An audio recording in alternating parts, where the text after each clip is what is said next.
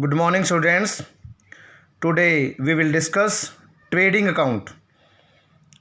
First of all, meaning of trading account. Trading account is that account which is prepared to calculate gross profit or gross loss. यानी firm ने कितना gross profit और कितना gross loss earn किया, इसको calculate करने के लिए जो अकाउंट बनाया उसको कहते हैं हम ट्रेडिंग अकाउंट। यह आपका फर्स्ट फाइनेंशियल स्टेटमेंट है, first part of the financial statement.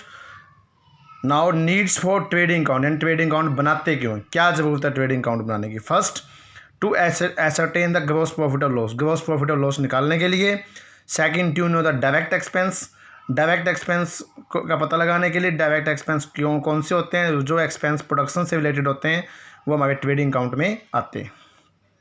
Next है to make comparison of stock, stock का कंपैरिजन करने के लिए, क्योंकि ट्रेडिंग अकाउंट में ओपनिंग और क्लोजिंग स्टॉक दोनों की वैल्यूएशन की जाती है, इसे पता लग जाता है कि हमारा ओपनिंग क्लोजिंग स्टॉक का डिफरेंस कितना है।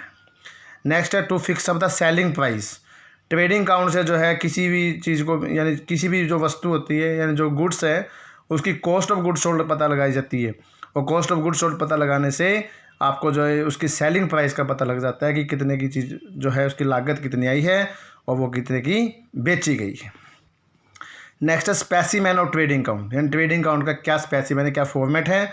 First of all, format trading account for the year ending, debit and credit side, particular amount. Debit side में सबसे पहले टू ओपनिंग स्टॉक, यानी जो स्टॉक आपके साल के शुरू में आपके पास अवेलेबल है। सेकंड है टू परचेज, परचेज में से परचेज रिटर्न लेस करनी है।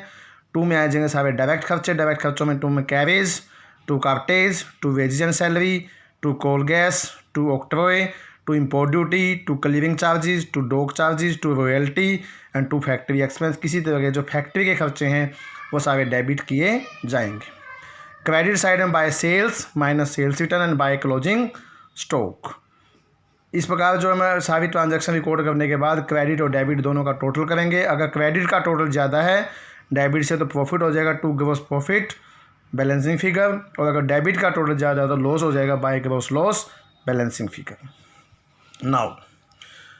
Now we will explain the items of the trading account in the debit and credit side one by one.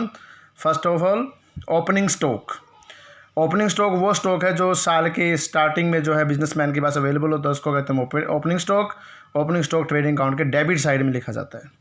Next है purchase. Purchase is related to the balance of the goods which deals in the business. And businessman जिस goods में deal कर रहा है उसके balance को हम क्या कहते हैं? परचेज। जितनी भी गुड्स में परचेज की जाएगी और साथ ही उसमें परचेज रिटर्न को लेस करके नेट परचेज उसमें लिखी जाती है, और नेट परचेज का फार्मूला है total purchase minus purchase return.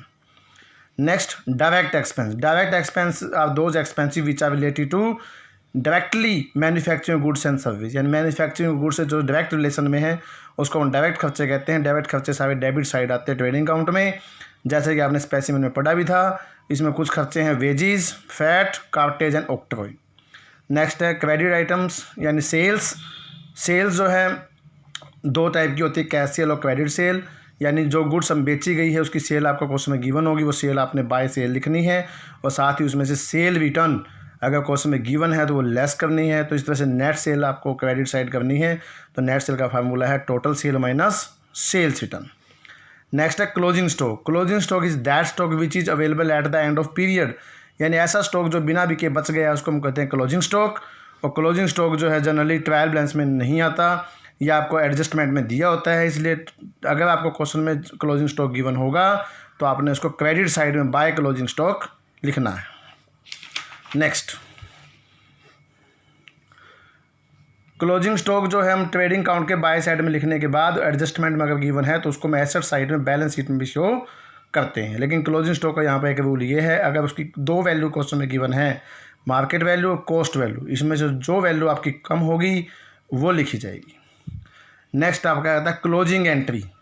Closing entry आप those entry which are related to the final account. यानी क्लोजिंग एंट्री वो एंट्रीज हैं जो फाइनल अकाउंट से रिलेटेड है, वो साल के एंड में की जाती हैं।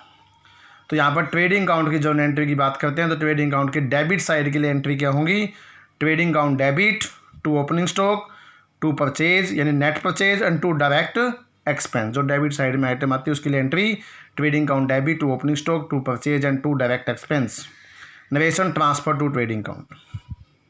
क्रेडिट साइड के लिए, क्रेडिट साइड में 2 आइटम आती है, net sale and closing stock. तो एंट्री है net sale account debit, closing stock account debit to trading account, और यहाँ पर नरेशन हो जाएगी transfer to trading account. Next, trading account में सारी ट्रांजैक्शन लिखने के बाद उसका टोटल किया जाता है, उससे ग्रॉस प्रॉफिट ग्रॉस लॉस की कैलकुलेशन की जाती है।